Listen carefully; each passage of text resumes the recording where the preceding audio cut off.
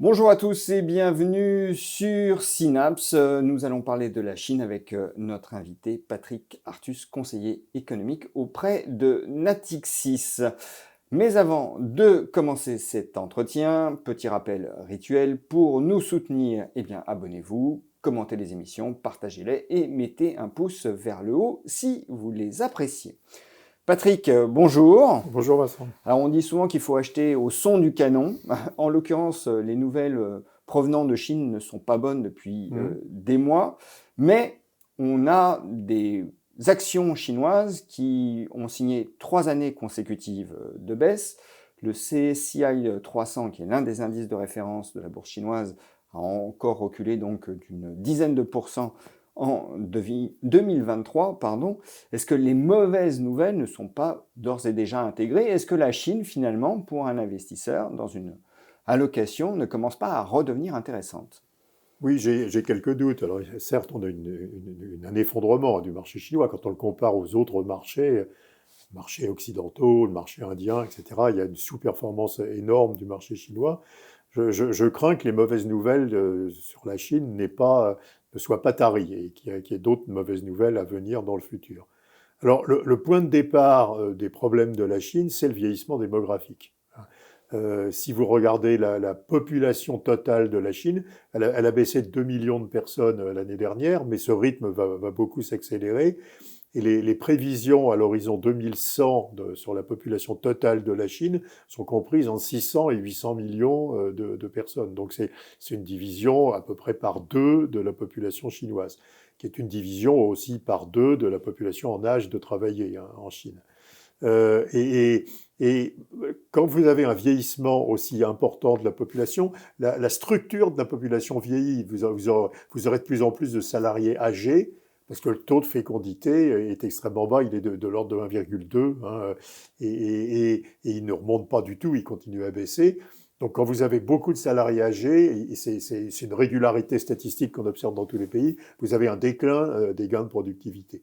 Et donc aussi, on observe en Chine un recul des gains de productivité qui est lié en partie à la mauvaise gestion du Covid, aux restrictions sur le commerce mondial, particulièrement sur les semi-conducteurs, sur toutes sortes de produits technologiques qui affectent la Chine, qui sont liés aux sanctions américaines, et puis à ce vieillissement important de la population active. Et quand vous regardez la population en âge de travailler, elle va diminuer dans les 10 prochaines années de 1,2% par an. Vous pouvez penser que les gains de productivité seront probablement autour de 2,5%. Et donc, ça fait une croissance potentielle de 2,5 moins 1,2, ça fait 1,3%. Donc c'est vraiment une rupture dans la perception de la Chine. Ça devient une économie en croissance lente, la Chine, et pas une économie en croissance rapide. C'est une croissance à peu près autour de la croissance européenne et pas du tout autour de la croissance américaine. Est-ce que la Chine a les moyens tout de même d'inverser la vapeur? Parce que vous parlez de tendances lourdes, des tendances démographiques, mais est-ce que là, on n'extrapole pas finalement, on n'extrapole pas le fait qu'il n'y aura aucune inflexion finalement dans la natalité chinoise? Alors il y a plein de politiques qui aident normalement les couples chinois à avoir plus d'enfants, et ces politiques ne marchent pas, quoi. Il y a plein de problèmes auxquels la dénatalité est liée. Alors il y a le problème de travail des femmes. Les femmes chinoises ont travail, veulent faire des carrières. Donc comme dans les pays occidentaux, ça affecte négativement la natalité. Il y a le coût de l'immobilier. Il y a le fait que les études pour les enfants sont extrêmement chères. Et puis, il y a un sentiment d'inquiétude sur l'avenir de l'économie et de la société. Et donc, c'est très hardi d'imaginer que la démographie chinoise va se redresser. Alors, il y a des phénomènes aggravants qui sont liés à ce vieillissement démographique. Le premier phénomène aggravant, c'est que ce vieillissement démographique n'a absolument pas été préparé. Si vous regardez les dépenses de retraite en Chine, c'est entre 4 et 5% suivant les années. par comparaison, c'est 14% en France. Hein. La plupart des Chinois n'auront pas de retraite ou une toute petite retraite. Donc la première conséquence, ils épargnent énormément. Et ils placent dans Et, l'immobilier. Ils plaçaient dans ils l'immobilier. plaçaient dans l'immobilier. Maintenant, ils placent dans les emprunts d'État. Et deuxième conséquence, vous l'avez dit, jusqu'il y a 3 ou 4 ans, les Chinois investissaient énormément en actions et en immobilier pour préparer leur retraite. Or, ça montre, enfin, c'est une démonstration de plus que dans un pays qui va vieillir rapidement, c'est une très mauvaise idée de placer son épargne en immobilier ou en actions, parce que tout le monde va devenir vendeur en même temps. Et donc la crise immobilière et la crise du marché action, c'est des conséquences vraiment du vieillissement démographique. Et pour vous, ce sont des crises durables, donc? S'il n'y a pas de redressement de la natalité, oui, c'est des crises durables. Et on ne voit pas du tout, on voit la natalité continuer à diminuer. Il y a trop de logements. Enfin, en plus, c'est une économie où il y a une excroissance du secteur de la construction qui a représenté il y a quelques années jusqu'à 30% du PIB, l'investissement en construction. Maintenant, ça commence à diminuer. Et donc, c'est une économie qui dépendait beaucoup de la santé de la construction. Et la construction, il n'y a plus de demande de construction neuve hein, avec le vieillissement démographique. Et donc, il y a une crise durable des promoteurs immobiliers, des entreprises de la construction et du niveau de construction immobilière.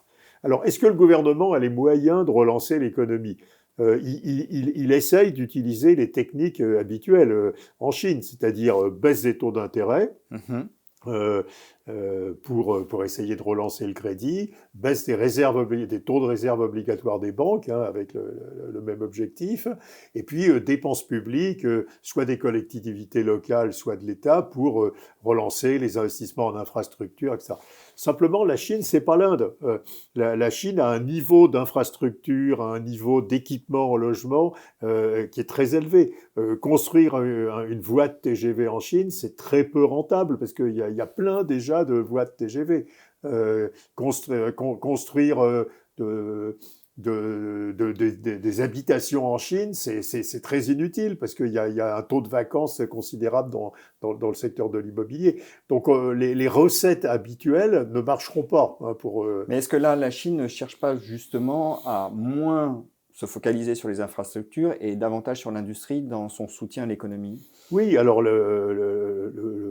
l'objectif de Xi Jinping, c'est clairement de soutenir l'industrie très technologique, très haut de gamme, pour faire que la Chine se développe dans les semi-conducteurs et puis dans les énergies renouvelables. Alors, il y arrive dans certains cas. La Chine a une avance technologique sur tous les matériels pour les énergies renouvelables, hein, sur les éoliennes, les cellules photovoltaïques. Ce programme est rendu compliqué quand même par les sanctions américaines. Quand vous ne pouvez plus importer de semi-conducteurs ou de matériel technologique sophistiqué, normalement, ça freine le développement technologique. Et puis, on sait que le poids des dépenses militaires devient considérable. Alors, on ne peut pas se fier aux chiffres officiels sur les dépenses militaires. Elles sont beaucoup plus élevées que le chiffre officiel. Et un pays qui fait des dépenses militaires pas très technologique, qui construit des avions, des porte-avions. Et c'est un pays qui n'investit pas bien, enfin qui a une mauvaise allocation de son épargne. C'est comme la Russie aujourd'hui. La Russie a probablement 12% du PIB de dépenses militaires. Quand ça consiste à construire des obus et des chars, ça baisse le niveau technologique de l'économie. Cela dit, est-ce que les sanctions américaines ne sont pas un mal pour un bien pour la Chine, puisque certes ça fait mal pour le moment, mais finalement ça oblige à s'autonomiser dans certains secteurs et finalement à essayer de développer des industries Oui. Afin de réduire la dépendance à la fourniture de composants par exemple américains. Oui, mais la Chine était extraordinairement intégrée au commerce mondial. Et la Chine si la Chine va vers une autonomie, va vers une économie beaucoup plus autarcique, ça aura quand même un coût considérable. Bon, donc moi je trouve que le jugement global est assez négatif. partant de la démographie, passant par les gains de productivité, passant par l'excès d'épargne, passant par l'épargne mobilisée en immobilier et en actions et qui va perdre de sa valeur, qui va provoquer une perte de richesse. C'est assez compliqué de voir un avenir brillant à l'économie chinoise. Alors, l'économie chinoise ne va pas tomber en croissance zéro. Il y a eu 5,2% de croissance. Bon, enfin, il y a un effet de base sur l'année dernière. Mais l'économie chinoise va ralentir progressivement vers, alors probablement 4% de croissance cette année et vers, en gros, 2,5% de croissance ou 2,5 à la fin de cette décennie. Donc, c'est pas un pays en croissance nulle, mais il y a pas, il n'y a pas de remède tout fait. Enfin, je veux dire, les politiques natalistes ne marchent pas et les politiques, comme on l'a dit, les politiques traditionnelles de relance de l'économie ne marchent pas non plus. Alors là, on regarde la Chine au microscope, mais j'aimerais qu'on élargisse finalement le scope et qu'on s'attarde un petit peu tout de même sur les implications qu'ont pour nous finalement le marasme et la débâcle chinoise, parce que la Chine est intégrée au commerce mondial, c'est un acteur prépondérant de l'économie globale. Donc le fait que la Chine soit confrontée à des problèmes démographiques graves, que sa population en âge de travailler chute, qu'est-ce que ça implique pour nous ? Ça implique que les modèles mercantilistes ne marchent plus. Les pays qui avaient des modèles mercantilistes, c'est l'Allemagne, le Japon, la Corée. Et ces pays sont en grande difficulté parce que ils ont perdu la croissance de la Chine qui alimentait ce modèle mercantiliste. Un modèle mercantiliste, c'est un modèle où la croissance vient essentiellement de la demande extérieure et très peu de la demande intérieure. En général, c'est un modèle qu'utilisent des pays qui vieillissent démographiquement pour doper leur croissance par les exportations. Mais c'est un modèle qui marche très bien dans un monde où il y a une économie très ouverte, où il n'y a pas de restrictions au commerce international, etc. Et on voit que la crise allemande, qui est liée beaucoup à la chute des exportations de l'Allemagne de biens d'équipement de voitures vers la Chine, le ralentissement coréen, le ralentissement de Singapour, le ralentissement de la Corée sont aussi liés. Donc c'est une mauvaise nouvelle pour les pays qui n'ont pas de demande intérieure suffisamment forte pour pouvoir utiliser une stratégie de croissance de leur demande intérieure pour promouvoir la croissance globale du pays. Le réservoir de main-d'œuvre que constituait la population en âge de travailler chinoise, s'atrophie. Est-ce que ça ne peut pas avoir un impact également sur la formation des prix de par le monde ? Alors, pour l'instant, la Chine est en déflation. Les prix en Chine baissent, les prix de production baissent considérablement. Et on peut considérer d'ailleurs qu'elle a aidé d'une certaine manière au mouvement des inflations ? Oui, alors c'est un argument qui est assez retenu, c'est assez marginal. Si vous regardez que les exportations de la Chine, c'est 20% du commerce mondial, et par exemple, si vous prenez l'Europe, les importations de l'Europe, c'est 30% du PIB. Donc vous faites 20% de 30%, donc les importations de l'Europe depuis la Chine, c'est 6% du PIB, que les prix des exportations de la Chine baissent de 2 ou 3 points par rapport à une situation où ils montraient de 2 ou 3 points. Donc ça réduit par exemple 5 points la croissance annuelle des importations. Faut multiplier ces 5 points par 6%, et donc ça fait 0,3 points de désinflation. Donc c'est pas l'essentiel de la désinflation. Non, mais c'est probablement, progressivement, comme on le voit au Japon, la Chine va devoir avoir une inflation plus forte, avec des salaires qui vont augmenter plus fort avec la rareté du travail, avec des raretés sur les productions. Et donc, on s'attend quand même, comme économiste, à ce que le vieillissement peut initialement provoquer une situation déflationniste. On l'a vu au Japon ou en Chine, parce qu'il y a une chute de la demande intérieure. Mais à terme provoque une situation inflationniste parce qu'il n'y a pas assez de main-d'œuvre, par exemple. Et donc les salaires commencent à accélérer, comme on le voit au Japon, et et on a plus d'inflation. Donc cette phase de déflation en provenance de Chine est probablement transitoire. Je reviens à l'aspect patrimonial, finalement, de notre discussion et investissement. Finalement, ce que j'infère de tout ce que vous nous dites, Patrick, c'est que si on doit s'exposer à la Chine, c'est peut-être sur une option tactique, et encore une fois, à déterminer.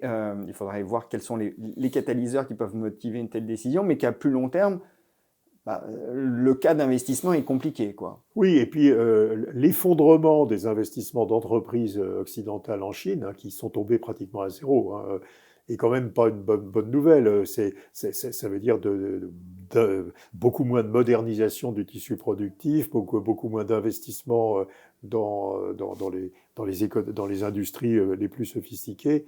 Et donc, cette chute incroyable des investissements étrangers en Chine, quand même, incite pas enfin, la Chine n'est plus attrayante pour les entreprises. Donc, je ne vois pas pourquoi elle serait attrayante pour les investisseurs en bourse, quoi. Je veux dire, il faut faire attention, je pense, à la faible attractivité de la Chine.